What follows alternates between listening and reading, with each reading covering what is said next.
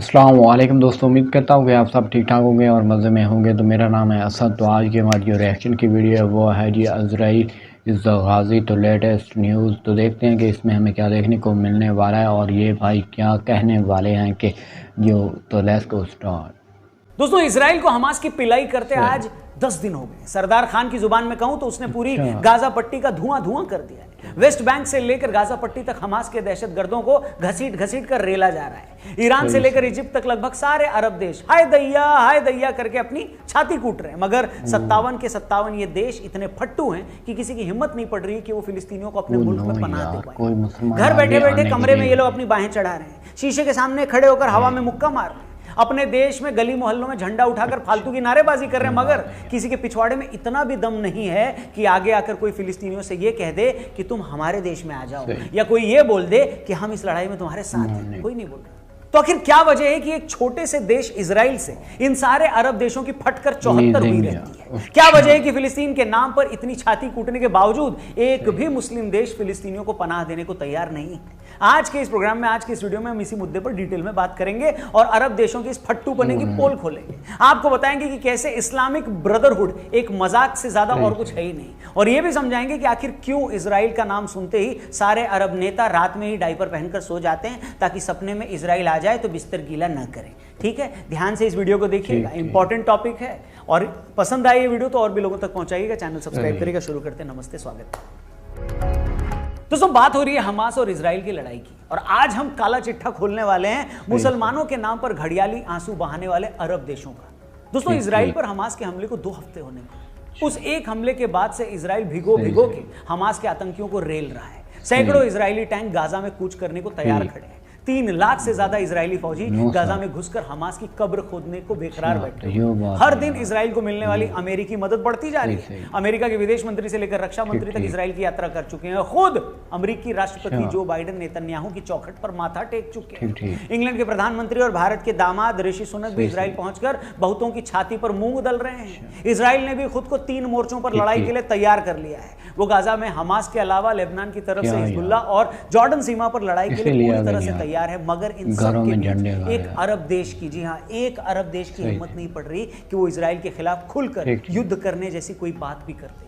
अरे युद्ध करना तो दूर, ये लोग इतने स्वार्थी हैं कि इनमें से एक भी देश फिलिस्तीन के शरणार्थियों को अपने यहां आने देने को तैयार नहीं। आखिर क्या रीजन है कि अरब देश इजराइल से इतना डरते हैं, और क्या कारण है कि साइज में मणिपुर स्टेट से भी छोटा इजराइल, जिसकी आबादी हमारी कैपिटल दिल्ली से भी आधी है, वो इतना ताकतवर बन गया कि आज सारी दुनिया उसका लोहा, पीतल, तांबा, एल्यूमिनियम सब मानती है। क्या वजह है कि जिस देश में न कोई नदी है न बाकी कोई नेचुरल रिसोर्स, वो आज टेक्निक और फौजी ताकत के मामले में यूरोप के देशों को भी पीछे छोड़ता है?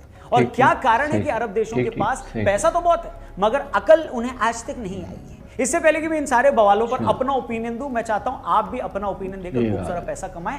प्रोबो ऐप पर, डिस्क्रिप्शन में इस ऐप का लिंक दिया है। इतना बढ़िया ऐप है, हर आदमी के फोन में होना चाहिए। सिर्फ हाँ या ना में अलग अलग टॉपिक्स पर आप अपना ओपिनियन देकर पैसे जीत सकते हो। जैसे अभी वर्ल्ड कप चल रहा है, क्रिकेट का टॉपिक है, क्या इंडिया न्यूजीलैंड के सामने जीतेगी? यस या नो। 23 अक्टूबर पाकिस्तान अफगानिस्तान के सामने जीतेगा? यस या नो। मैंने तो जवाब दिया है, आप भी यस या नो में ओपिनियन दो, ढेर सारे पैसे जीतो। यूपीआई, पेटीएम, गूगल पे वगैरह से जीतने के बाद उसको विड्रॉ भी कर सकते हो। ठीक है, तो जल्दी से प्रोबो डाउनलोड करो। वीडियो में आगे बढ़ते हैं और बात करते हैं इस लड़ाई की वजह से। दोस्तों, एक शब्द है मुस्लिम ब्रदरहुड। आसान शब्दों में उसका मीनिंग, उसके मायने ये हैं कि पूरी दुनिया के मुसलमान आपस में भाई हैं। किसी एक पर भी कोई संकट आया तो दूसरा उसके साथ खड़ा होगा। यही वजह है कि जब भी फिलिस्तीन का मामला उठता है तो हर मुस्लिम देश खुद को मुसलमानों का सबसे बड़ा रहनुमा बनाने पर तुल जाता है। जबकि हकीकत यह है कि इन अरब देशों से बड़ा रेसिस्ट और आराम तलब कोई नहीं है। हकीकत तो यह है कि अरब देश फिलिस्तीन के लोगों को अरब मानते ही नहीं है। इन्हें मुसलमानों का नाम लेकर चिल्लाना तो है, मगर इन्हें इस बात का भी डर है कि फिलिस्तीन के साथ खड़े होने के चक्कर में वो खुद न पेल दिए जाएं। इसीलिए किसी देश की हिम्मत नहीं है कि फिलिस्तीनियों को ये कह दे कि आप हमारे मुसलमान भाई हो, हम तुम्हें शरण दे देते हैं। कोई नहीं बोलता। शरण देना तो दूर, इजिप्ट ने तो फिलिस्तीनियों को अपने देश में आने देने से रोकने के लिए कंक्रीट के बैरियर लगा दिए। जॉर्डन और लेबनान ने इन लोगों को अपने देशों में लेने से साफ मना कर दिया। सऊदी अरब, जो अमेरिका के क्लोज है और इजराइल से अपने रिलेशन सुधारना चाहता है, वो भी खुद इन गरीबों के झमेले में नहीं पड़ना चाहता। और ऐसा करने के पीछे इन देशों की अपनी अपनी वजह है। पहली और सबसे बड़ी वजह यह है कि मई 1948 में इजराइल बनने के बाद से आज तक ये लोग इतनी बार इजराइल के हाथों पेले गए हैं कि इन्हें समझ आ गया है कि अगर फिलिस्तीन के चक्कर में इजराइल से पंगा लिया तो हमास की कुटाई तो होगी, इन्हें अलग से सूता जाएगा। आपको बता दें 1948 में इजराइल बनने के अगले ही दिन 5 अरब देशों लेबनान, जॉर्डन, सीरिया, इराक और इजिप्ट ने इजराइल पर हमला कर दिया था। ये देश इस गलतफहमी में थे कि अकेला छोटा सा इजराइल हमारा क्या ही कर लेगा, मगर उस वक्त अकेले नन्हे से इजराइल ने इन 5 अरब देशों को बिना निरमा और सर्फ के जम कर इसी तरह की लड़ाई 1968 में फिर से अरब देशों ने इजराइल के खिलाफ लड़ी और तब इजराइल ने इन देशों को पहले से ज्यादा जलील किया। उसकी खुफिया इंटेलिजेंस इतनी तगड़ी थी कि उसे खुद पर हमला होने से पहले ही इन देशों की प्लानिंग पता चल गई थी और उसने खुद ही आगे बढ़कर इन देशों की श्रीलंका लगाई थी। और ये कोई एक या दो लड़ाई नहीं, इजराइल ने अरब देशों के खिलाफ इतनी लड़ाई लड़ी है पिछले 70 सालों में। हर दशक में एक युद्ध लड़ा इजराइल ने। आज तक तो 6-7 युद्ध लड़ चुका है। गाजा की तरफ से हर दिन होने वाले हमले तो गिनती में ही नहीं है और हर बार की लड़ाई में वो पहले से ज्यादा ताकतवर हुआ। 1948 में एक टाइम था जब इजराइल यूएन रेजोल्यूशन के मुताबिक बहुत छोटे से हिस्से को ही इजराइल देश मानने को तैयार था, मगर इन अरब देशों में इतना जहर भरा था कि ये यहूदियों को वहां देखना ही नहीं चाहते थे। अपनी इसी नफरत के हाथों मजबूर होकर इन्होंने बार बार इजराइल पर हमले किए और हर बार आज हालात ये हैं कि गाजा के जिस छोटे से इलाके में फिलिस्तीनी रहते हैं, इजराइल उन्हें वहां से भी भगाना चाहता है। वेस्ट बैंक में भी ढूंढ कर हमास के दहशतगर्दों के पिछवाड़े सुझाए जा रहे हैं। दूसरा रीजन, दूसरी वजह ये कि ज्यादातर अरब देश भी इन फिलिस्तीनी शरणार्थियों से डरते हैं। अरब देशों का पुराना एक्सपीरियंस ये कहता है कि ये फिलिस्तीनी जिस भी देश में जाते हैं उसमें ये बहुत सारा कलेश मचाना शुरू कर देते हैं। 1970 का ब्लैक सितंबर वॉर इसका सबसे बड़ा एग्जाम्पल है, जब जॉर्डन के किंग हुसैन ने तरस खाकर हजारों फिलिस्तीनियों को अपने देश में पनाह दी, मगर ये बांसुरी वाले इतने चालू निकले कि इन्होंने जॉर्डन के किंग को मारकर जॉर्डन को ही फिलिस्तीन बनाने का प्लान तैयार कर लिया। आप सोचिए दुनिया में इससे बड़ी मक्कारी और क्या हो सकती है कि जो देश आपको आपके दुश्मनों से बचाने के लिए अपने देश में पनाह दे, आप उसी देश को बर्बाद करने का प्लान बना लें। उस वक्त जॉर्डन के किंग को जब ये बात पता लगी तो उन्होंने जॉर्डन की सेना को ट्रेनिंग लेने पाकिस्तान भेजा। उस वक्त इजराइल ने भी इन फिलिस्तीनियों से निपटने के लिए जॉर्डन की हेल्प करी। उसके बाद जॉर्डन में भयंकर लड़ाई, 25,000 फिलिस्तीनी मारे गए। उस पूरे युद्ध या ऑपरेशन को ही ब्लैक सितंबर वॉर के नाम से जाना जाता है। और मजे के साथ साथ शर्म की बात यह है कि हमारा कंगाल पड़ोसी पाकिस्तान जिस फिलिस्तीन के नाम पर आज मगरमच्छ से भी ज्यादा फर्जी आंसू बहा रहा है, खुद उसकी फौज के दामन पर 25,000 मौत का दाग है। मतलब इतने फिलिस्तीनी तो आज तक इजराइल ने लड़ाई में नहीं मारे जितने पाकिस्तान ने मार दिए। पता था आपको? चलो, अरब देशों को करीब से जानने वाले दूसरी वजह यह बताते हैं कि ये अरब देश भले ही एक मजहब और एक जबान के बेस पर बने हों, मगर इन अरब मुल्कों के अंदर भी भयंकर रेसिज्म है। इनमें इस बात की लड़ाई है कि किस देश का मुसलमान दूसरे से ज्यादा श्रेष्ठ है। जैसा मैंने पहले कहा, सऊदी अरब वाले तो दबी जबान में फिलिस्तीनियों को अरबी नहीं मानते। भारतीय मुसलमानों ने फिलिस्तीन के मुद्दे पर ज्यादा छाती कूटी तो अरब देशों ने यह कहकर उन्हें चुप करवा दिया कि भाई तुम तो मत ही बोलो। इसी तरह आप देखो सऊदी अरब और ईरान में भी शिया और सुन्नी की सुप्रीमेसी हमेशा से चलती है। और तो छोड़िए, भारत का एग्जाम्पल देखिए, जिस यूपी बिहार में पाकिस्तान बनाने को लेकर सबसे ज्यादा लामबंदी हुई, जो अलीगढ़ एक टाइम पर ऐसे आंदोलनों का हब था, इसी यूपी बिहार के लोग जब बंटवारे के बाद पाकिस्तान गए तो उन्हें मुहाजिर कहा गया। इसी डिस्क्रिमिनेशन की वजह से बंगाली मुसलमान भी पाकिस्तान से अलग हो गए। इसी वजह से आज तक बलोच और सिंध के लोग खुद को अलग थलग मानते हैं। ये सारी बातें कहीं ना कहीं ये साबित करती हैं, प्रूफ करती हैं कि जिस मुस्लिम ब्रदरहुड की बात उठाकर जो लोग फिलिस्तीन के नाम पर अपना सिर दीवारों से मारते हैं, जो शीले नारे लगाते हैं, वो सब नारे कितने झूठे हैं। असल में ये लोग एक नंबर के रेसिस्ट। सही। तो भाई ये तो बात हो गई कि क्यों अरब देश फिलिस्तीनियों को शरण नहीं देते और इजराइल के नाम पर क्यों इनकी फटकर 74 हुई। अब आते हैं उस सवाल पर कि केरल और मणिपुर से भी छोटा इजराइल, जिसके पास न कोई नदी है, जिसका ना कोई पड़ोसी देश उसे मान्यता देता है, जो आज तक इतने युद्ध लड़ चुका है, इतने कम टाइम में वो आखिर इतना ताकतवर कैसे हो गया? तो इसकी भी दो वजह हैं दोस्तों। पहली तो ये कि आजादी के बाद इजराइल को समझ में आ गया था कि हमारे पास दुनिया को देने के लिए कुछ नहीं है। अगर हमें खुद को मजबूत करना है तो टेक्नोलॉजी के सहारे ही हम आगे बढ़ सकते हैं। इसके बाद के सालों में उसने टेक्निक और अपने ह्यूमन रिसोर्स में खूब इन्वेस्ट किया। आपको जानकर हैरानी होगी कि छोटा सा इजराइल स्टार्टअप्स के मामले में अमेरिका की सिलिकॉन वैली के बाद दूसरी सबसे बड़ी जगह है। इजराइल में इस वक्त 6,000 से ज्यादा स्टार्टअप, उनकी $480 बिलियन की अर्थव्यवस्था है। दुनिया की सेनाओं के पास मौजूद ड्रोन में से आधे से ज्यादा तो इजराइल ने बनाए हुए हैं। वो हथियार एक्सपोर्ट करने वाले देशों की लिस्ट में टॉप 10 में है। हांगकांग और साउथ कोरिया के बाद उसकी अर्थव्यवस्था सबसे स्थिर मानी जाती है। यहाँ बेरोजगारी दर 4% से भी कम है। उसके बाद दुनिया की सबसे एडवांस आर्मी भी इन्हीं के पास है। आयरन डोम जैसा धांसू सिस्टम है, 80 से 90 परमाणु बम है। कृषि की फील्ड में तो इजराइल ने जो कमाल किया है वैसा मिसाल आपको कहीं देखने को नहीं मिलता। अगर आप पूरे मिडिल ईस्ट के सैटेलाइट मैप को देखें तो आपको अकेला इजराइल ही दिखेगा जहां पे थोड़ी हरियाली या हरा भरा दिखेगा, जिसने रेगिस्तान में भी जंगल उगा दिए। वो रिसर्च और इनोवेशन पर कैपिटा जीडीपी के हिसाब से सबसे ज्यादा पैसे खर्च करते हैं। तो भैया ये है इजराइल की ताकत। लेकिन इसके अलावा एक और चीज इजराइल को बहुत ज्यादा स्ट्रांग, बहुत ज्यादा पावरफुल, बहुत ज्यादा ताकतवर बनाती है। ठीक। अच्छा, अगर आप ये सोच रहे हैं कि यार दो देशों में दोस्ती तो समझ में आती है, मगर अमेरिका और इजराइल में ऐसी कैसी दोस्ती कि हमास के हमले के एक हफ्ते के अंदर अमेरिका के विदेश मंत्री से लेकर रक्षा मंत्री और खुद अमेरिका का राष्ट्रपति तक इजराइल आ गया। ये मैं आपको समझा। इसकी सबसे बड़ी वजह है अमेरिका भर में ताकतवर यहूदी जो बड़े बड़े बिजनेसमैन हैं, अरबपति हैं, नेता हैं। अमेरिका में यहूदियों की बड़ी आबादी रहती है। यरूशलेम से ज्यादा यहूदी न्यूयॉर्क में रहते हैं। न्यूयॉर्क शहर में 16 लाख यहूदी हैं। लॉस एंजलिस में 5.5 लाख, शिकागो में 4 लाख, बॉस्टन में 3.25 लाख, सैन फ्रांसिस्को में 2.25 लाख और वॉशिंगटन में 2,17,000 यहूदी रहते हैं। मतलब पूरे अमेरिका में उनके काम धंधों, बड़ी बड़ी कंपनियों में, राजनीति से लेकर प्रशासन तक में यहूदी और यही यहूदी इजराइल की सबसे बड़ी ताकत है। जब 1948 में इजराइल बना तो पूरी दुनिया में रह रहे यहूदियों ने इजराइल को पैरों पर खड़े होने के लिए बड़ी मदद करी थी। आज के अमेरिकी सरकार की अगर हम बात कर लें तो हमास के हमले के बाद इजराइल पहुंचने वाले अमेरिकी विदेश मंत्री टोनी ब्लिंकन यहूदी हैं। CIA के डिप्टी डायरेक्टर डेविड कोहेन यहूदी हैं। इसके अलावा अमेरिका के cyber security adviser, attorney general, secretary of homeland security, director of national intelligence, attorney general, deputy health secretary, science and technology adviser, council of economic advisers, ऐसे तमाम बड़े पदों और ताकतवर पदों पर बैठे ये तमाम लोग यहूदी। अब शायद ये बताने और समझाने की जरूरत नहीं है कि इजराइल की असली ताकत कहां है।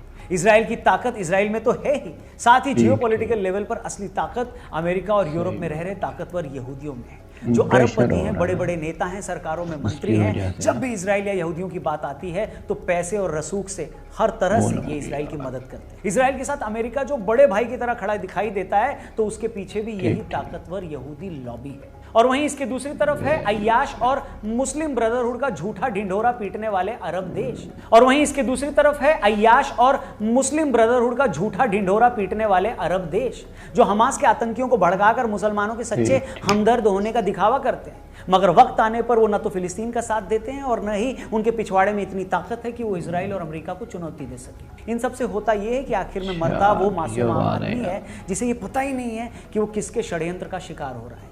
न ही भारत में मजहब की अफीम चाट कर बैठे कुछ लोगों को ये बात समझ में आती है, कुछ समझते नहीं है वो लोग। जो इजराइल पर हमास ने जब हमला किया तो उसके बाद ऐसे फुदक रहे थे जैसे खुद की नालायक औलाद 6 कोशिशों के बाद 10वीं में पास हो गई। और आज वही नालायक औलाद क्लास की बेंच पर मुर्गा बनाकर प्रिंसिपल की बेंच से जब सिकाई करवा रही है तो इनको बड़ा दर्द हो रहा है। मतलब कुछ तो शर्म करो यार। बाकी अब ज्यादा बोलने को है नहीं। उम्मीद करता हूं हमास, अरब देशों का उससे कनेक्शन और इजराइल की ताकत पर इस वीडियो में जो हमने बात करी है वो आपको पसंद आई हो। अगर सही में पसंद आई हो तो ऐसी वीडियो और भी लोगों तक पहुंचाना हमारे लिए जरूरी हो जाता है। तो प्लीज आप इसमें हेल्प करें, अपने दोस्तों, यारों, रिश्तेदारों से इसे जरूर शेयर करें। कमेंट सेक्शन में अपना ओपिनियन दें कि इस पूरे मुद्दे पर आप क्या सोचते हैं। और ओपिनियन देकर अगर आप पैसे जीतना चाहते हैं तो प्रोबो ऐप डाउनलोड करें, डिस्क्रिप्शन में उसका लिंक दिया है। 25 रुपए का वेलकम बोनस मिलेगा। भारत और न्यूजीलैंड का मुकाबला, अफगानिस्तान और पाकिस्तान का मुकाबला, यस या नो में ओपिनियन दे रहा है इन सारे मुद्दों पर और खूब सारा पैसा आप जीत सकते हैं। बाकी इस मामले पर अपनी राय जरूर शेयर करें, हमारे चैनल को सब्सक्राइब करें, वीडियो लाइक करेंगे तो भी बहुत अच्छा लगेगा। और फेसबुक वालों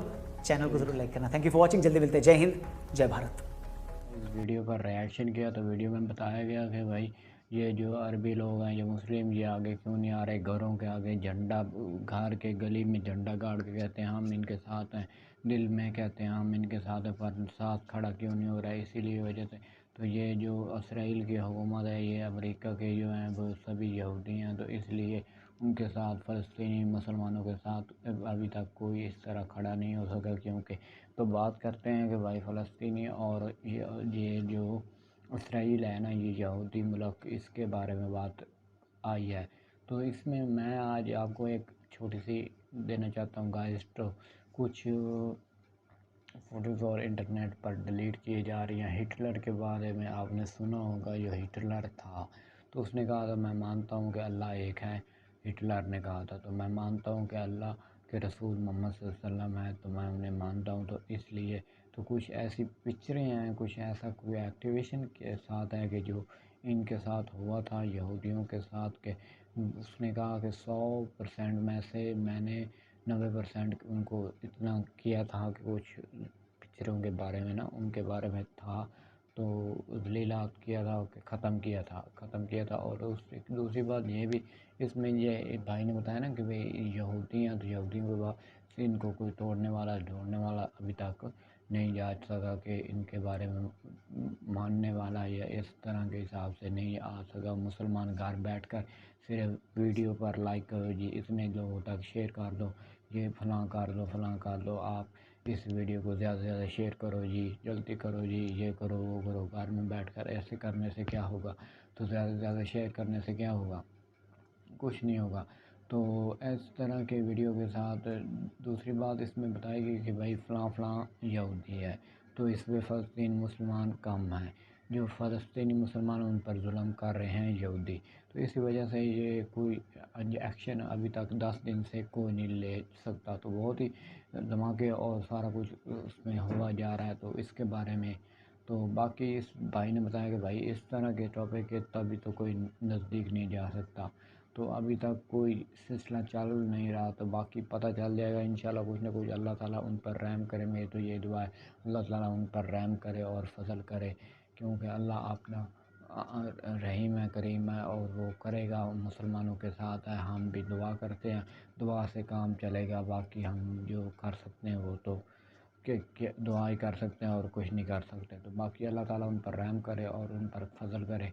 तो उम्मीद है कि वीडियो में थोड़ा केस आपको देखने को मिला, तो बताना कमेंट में कि मैंने गलत कहा कि सही कहा। तो रिएक्शन वीडियो थी, तो आपको उम्मीद है कि पसंद आई। अगर पसंद आई तो वीडियो पर लाइक करें और दूसरी बात यह है कि चैनल को सब्सक्राइब कर देना।